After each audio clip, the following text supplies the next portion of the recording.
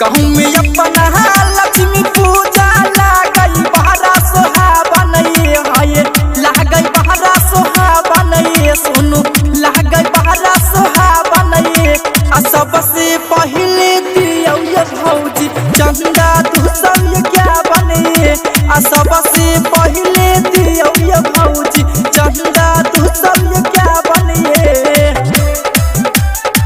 Ritika recording studio करमुहान।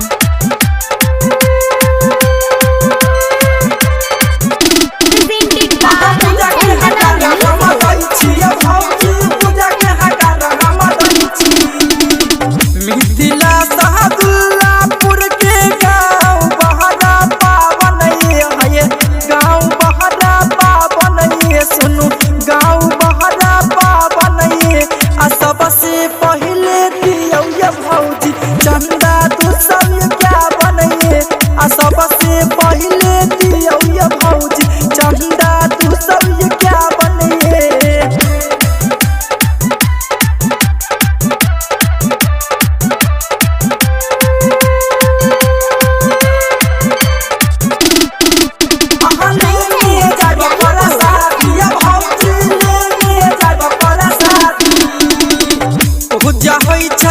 धूमधाम से लागे है मन भावन लागे है मन भावन सुनु लागे है मन भावन आ सबसे पहले दियो ये भौजी चंदा दूसर क्या बने आ सबसे पहले दियो ये भौजी चंदा दूसर क्या बने।